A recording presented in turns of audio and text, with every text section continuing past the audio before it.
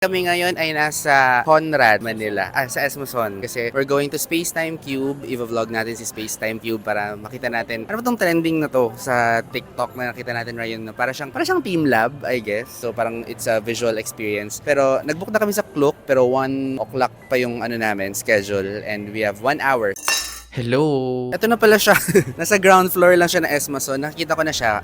We'll show you what it looks like from the outside. Ayan, this is what it looks like from the outside. So, hinanap namin siya ahead of time para alam na namin kung saan kami pupunta later. Sabi nila, pag weekends, marami daw tao dito. Pero ngayon, parang wala naman. Maaga, siguro. We're going on a Saturday, pero yung schedule namin mamayang 1 p.m. Hopefully, mamaya sa schedule namin, wala ring tao. Kasi usually daw, punuan talaga dito, mahaba yung pila. Kaya natakot ako na weekend kami pupunta. But parang wala namang mga tao, wala masyadong tao right now, honestly. Parang right now, medyo dumadami na ngayon tao. So, this is an immersive art museum. If familiar kayo dun sa mga team lab, parang ganito siya. Parang team lab yung experience. So, you'll find this dito sa ground floor na Esmoson sa Pasay. Esmoson or Esmason. This is actually the first branch nila outside of China. What we can expect inside is meron daw silang 20 themed attractions and merong games for all ages. These are mga visual projections, tsaka mga physical displays. Parang i-bring daw nila yung metaverse into the real world. Tsaka ka-excite siya, di ba? Nag-book tayo sa Klook ng experience dito para meron tayong guaranteed na oras kasi usually marami daw tao dito, especially na weekends. Book your ticket sa Klook para hindi mo kailangan pumila. Para ka may fast lane, meron kang special lane, ganon.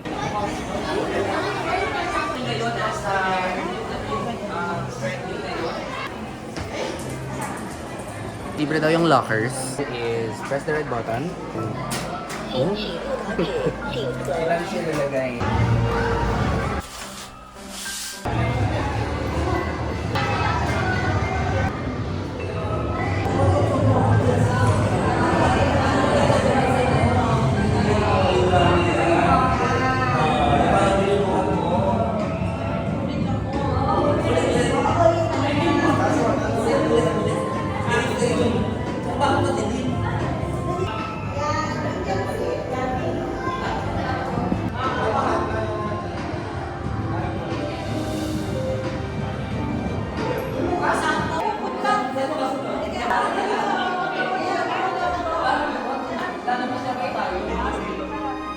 So, guys, totoo yung chismis na tignan mo, ang daming tao.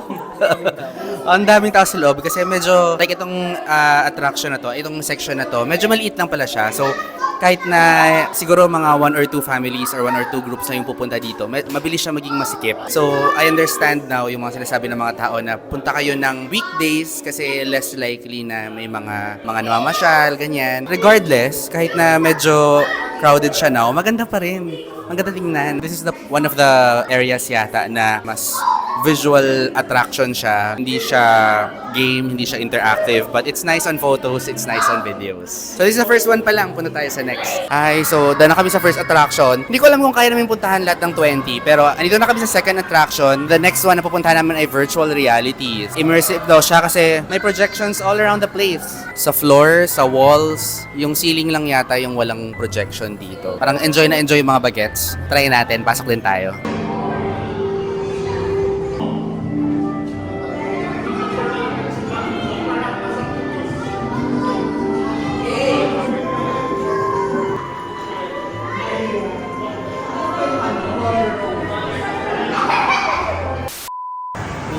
Next na puntahan namin ay holographic glass house.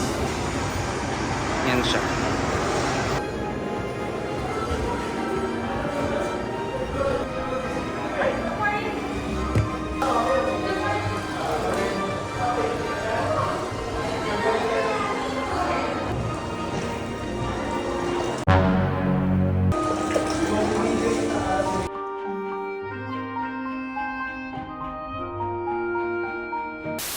The Mirror Maze ang papasukan natin next. Daming bagets. Hello. Excuse me po. Ay, careful. Ayan. Daming obstacles. Guys. Akala ko madali lang ma-figure out. Pero nakakalito pala talaga siya. Yung akala mo daanan na, yun pala salamin. Ito, saan tayo? Left or right? Here. Dito, sorry. Friends, pag nandito kayo, bawal magtakbuhan. Ay, look, maganda here. Oh my God. Oh, sige. I'm Lost the maze. Ay, andito na tayo. Careful. We survived! We escaped the mirror maze. Maikli lang siya, pero fun pa rin naman. Itong Dance Cube. Ito yung nakita ko sa online na parang fun na parang games.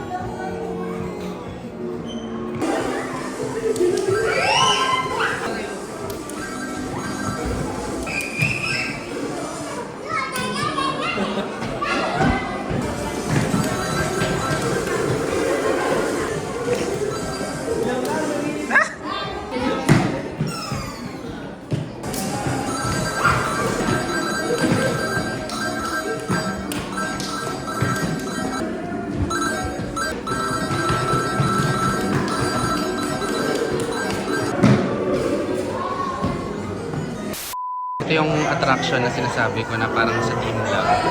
May parang ganito sila na infinity something where you'll take pictures. So yung mga, ayan, may mga lights and then mirrors.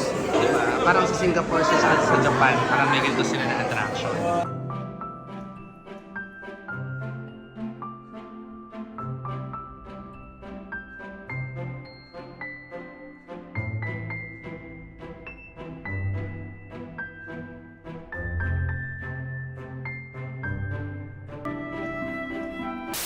Ito na yung Space and Time Tunnel. Ito yung nakita ko na parang nagka-trend ngayon na attraction dito sa Space and Time Cube. So literal na tunnel siya. Tsaka hindi siya yung parang Instagram versus reality. Ito maganda talaga siya in real life. Actually, people advise na pagpasok mo, dito ka na dumiretso para wala pa masyadong tao. Right now, hinuli namin siya. So medyo marami ng tao nakapila here.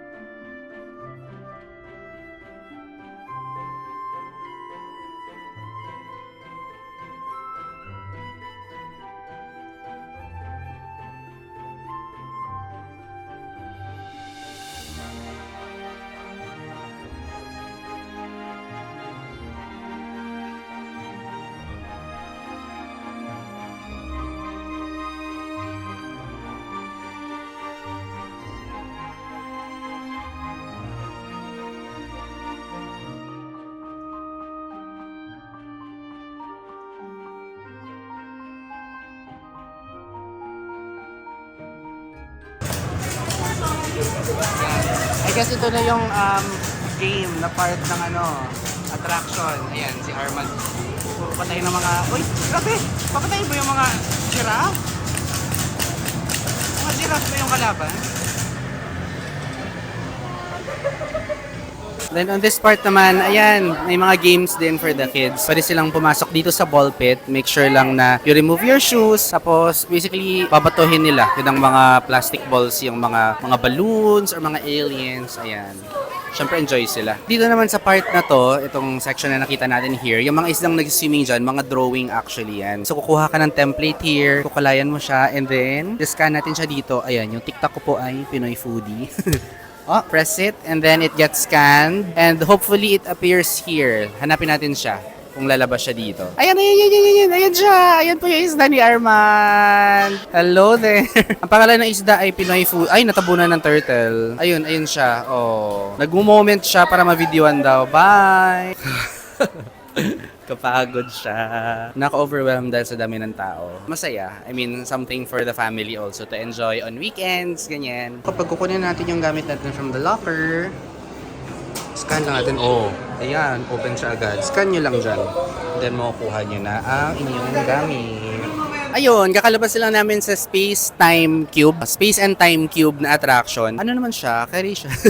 Okay lang. Maganda naman siya. Parang I would think na this is something na ma-enjoy ng mga pamangkin ko. Like yung family niyo, for example, naghanap kayo ng something new for bonding over the weekend. So this is one nice option. Kasi parang kakaiba siya, di ba? Parang bago din siya. We saw a lot of kids having fun. Naglalaro sa mga games. Kahit dun sa Mirror Maze, nag-enjoy yung mga kids. Siguro mahirapan lang yung mga seniors, mga lolo-lola. Kasi iikutin talaga nila, di ba? Tsaka may mga stairs ng slide. Ang tip namin ni Arman, pagpasok nyo, unahin nyo na yung space tunnel kasi siya actually yung pinakamaganda na attraction doon. Yung iba kasi, like mostly mga mirrors, mga projections, ganyan. Pero ito si space tunnel, as in LED talaga siya from the ceiling to the walls to the floor. Tapos, as in literal na tunnel talaga siya, malaki yung space. So, it's actually the best attraction there. So, unahin nyo para hindi masyadong matao when you get there. Hopefully, kasi kami ni Armand, medyo matao siya nung nandun kami. So, hard to take those videos.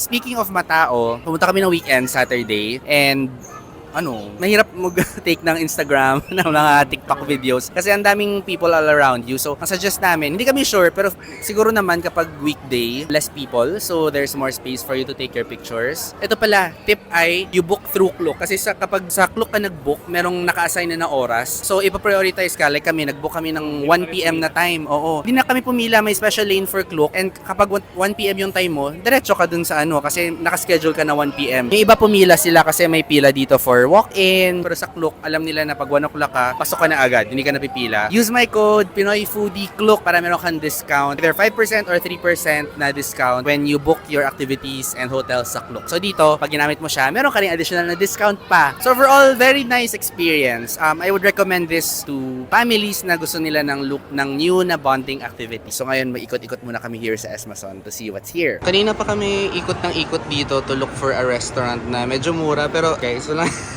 Lahat ng restaurant dito medyo mamahalin, like yung Las Flores na yan. Friends, ito yung one of my favorite na pinupuntahan dito sa Esmason or Esmason. Yan si Sujiri, everything green tea nandyan, mga green tea desserts, green tea matcha, ganun yung mga nandito sa Sujiri. And ito din si BLK 513, one of my favorite dessert places. Guys, look, nakahanap kami ng food court. Although medyo shala din yung mga nila dito, pero hopefully mas mura ng konti than the other restaurants I've seen here. Friends, interesting tong parang food court nila dito sa Esmason or Esmason. Kasi nung pumasok kami, may parang server. Di ba usually pag food court, papasok ka lang, maghanap ka ng table. Pero dito may mag-aasikaso sa'yo na parang, saan ka upo sir? Magdanain ka ba sir? And then they gave us this menu, itong South Hall na menu. And all the restaurants here sa food court nila. Hindi ko alam kung tawagin na food court to kasi medyo shala siya na food court. So all the restaurants here, andito sa menu nila. Pili ka lang ng what you want and then the server will get your orders like a regular restaurant talaga. So yung restaurants na meron dito sa My South Hall ay sarap. You want Filipino food. Meron ding Modern Shang. Actually, akala namin makamura kami pero parang more or less the same pala yung presyo. Mga 300 to 400, 500 pesos. Ito medyo mura siya, si Fish and Co. So may fish and chips here. May Asian bowls na tigti 300 lang. But what we got ay si El Pollo Loco. Ito na yung pinakamura na nakita ko dito. You can get pork, beef, or chicken bowls for 200 to 300 pesos. Then Armand is getting the 2-piece na Loco Way. I mean, carry na rin I guess. Sana worth it. Char! Try natin siya. Mukha namang sarap. And mabango din. So meron siyang corn, beef, and then cabbages, mga onions, and kamatis.